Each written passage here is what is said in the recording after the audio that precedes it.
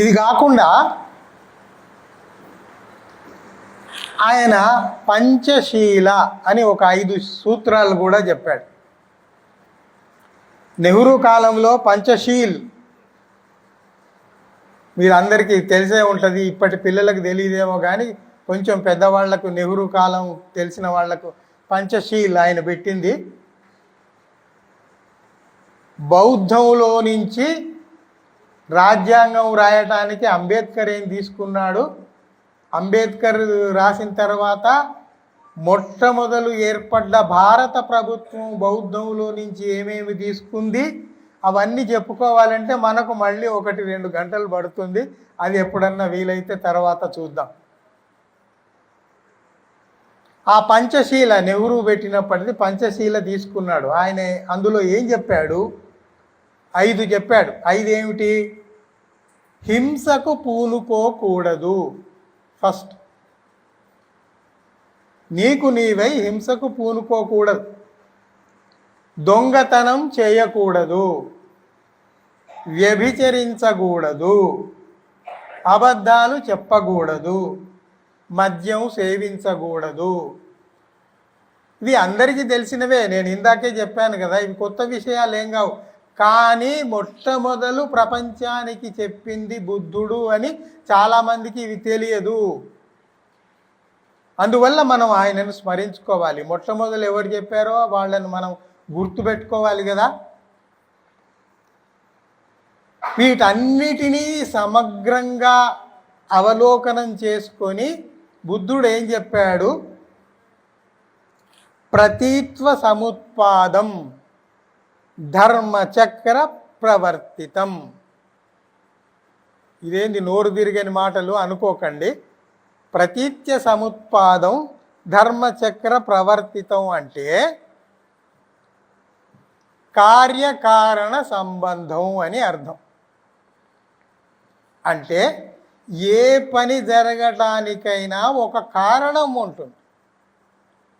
ఆ కారణాన్ని గనుక్కుంటే అది ఒకవేళ చెడుదై ఉంటే దాన్ని నివారణ ఎలా అనేది మనం కనుక్కోవచ్చు. ఇప్పుడు ఉదాహరణకు ఫ్యాన్ ఊరికే తిరగట్లేదు, అక్కడ స్విచ్ చేస్తేనే ఎలక్ట్రిసిటీ వచ్చి అక్కడ ఫ్యాన్ తిరుగుతుంది. దాన్ని తీసేయాలంటే మళ్ళీ స్విచ్ తీస్తే ఫ్యాన్ పోతుంది. అంటే ప్రతి కారణం, ఒక చర్య జరగటానికి వెనక ఒక కారణం ఉంది. ఇది మనకు మామూలు విషయంలాగా అనిపిస్తుంది కదా, కానీ ఇది అంత మామూలు విషయం కాదు. కార్యకారణ సంబంధం అనేది బుద్ధుడు చెప్పిన తరువాత దానిని జీర్ణించుకొని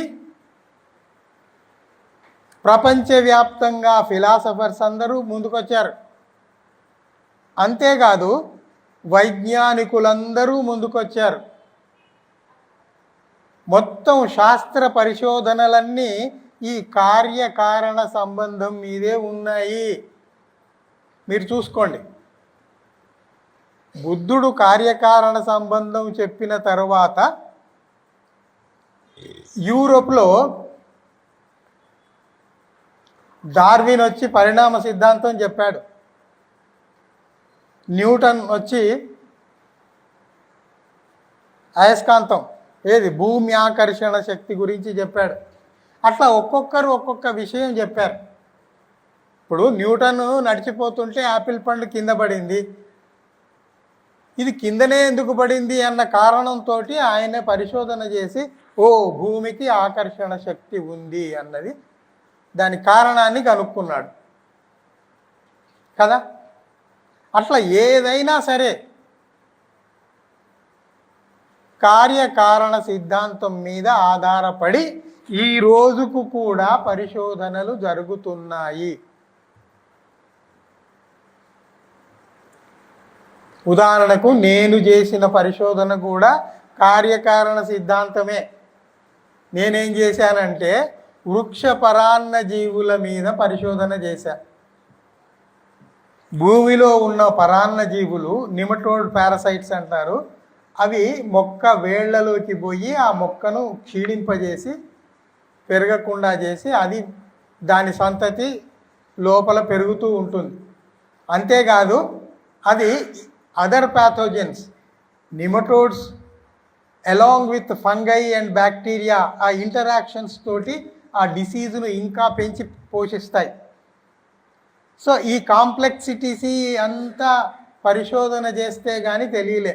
ఇప్పుడు బయట ఉండి చూసేవాడికి ఎందుకు ఈ మొక్కలు ఇట్లా అన్ని పటపటమని రాలిపోతున్నాయనే తెలుస్తుంది, కానీ అసలు కారణం తెలియదు. అసలు కారణం భూమిలోకి పోయి దాని వేళ్ళలన్నీ తీసి వాటిని చీల్చి అందులో పరాన్నజీవుల్ని తీసి ఇది ఒక్కటే కాదు, ఇంకా దీని వెంబడి బ్యాక్టీరియా వైరస్లను కూడా తెచ్చింది.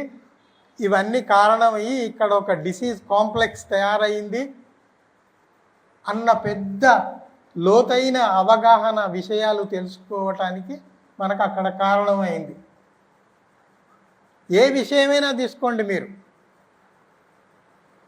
డార్విన్ ఉన్నాడు, అక్కడ చింపంజీలు ఉన్నాయి, మనిషి ఉన్నాడు, వాటికి మనకు చాలా దగ్గర సంబంధం ఉంది. అది కూడా చేతులతో పనిచేస్తుంది, మనము చేస్తున్నాము. ఇవన్నీ ఎట్లా వచ్చాయి అనేది ఆయన మొట్టమొదలు ఏకకణజీవి దగ్గరికి పోయి ఏకకణజీవి నుంచి బహుకణజీవుల నుంచి ఎట్లా వచ్చాయి జంతువులు ఒక దాంట్లో నుంచి ఎట్లా ఎవల్యూషన్ జరిగి మ్యామెల్స్ దాకా వచ్చాడు. మ్యామెల్స్లో నుంచి ఇంకా ఉన్నతి చెంది 2 కాళ్ళ మీద నిలబడ్డప్పుడు 2 చేతులు ఫ్రీ అయిపోయాయి. అప్పటిదాకా జంతువులాగా 4 కాళ్ళతో ఉన్నవాడు 2 కాళ్ళ మీద బ్యాలెన్స్ చేయటం రాగానే 2 చేతులు ఫ్రీ అయిపోయేసరికి వాడికి ఇంకా లేనిపోని పనులన్నీ చేయాలని అనిపిస్తుంది కదా. చెట్లు ఎక్కటం, కాయలు కోయటం, వాడికి నచ్చినవన్నీ తెచ్చుకోవటం, తర్వాత ఆ విత్తనాలు చల్లి మొక్కలు పెంచటం, వ్యవసాయం చేయటం. సో ఇవన్నీ దేనివల్ల వచ్చినాయి? కార్యకారణ సిద్ధాంతానికి రూపాలే మారుతూ వచ్చినాయి. మీరు ప్రపంచంలో ఏ పరిశోధన తీసుకున్నా దాని ముఖ్యమైన ఫార్ములా ఇదే, కార్యకారణ సిద్ధాంతం.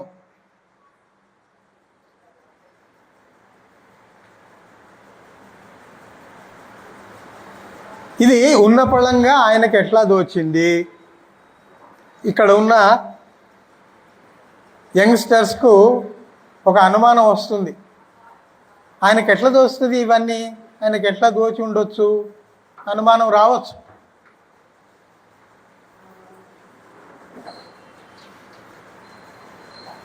మనకు సినిమాలలో చూపెట్టినట్టు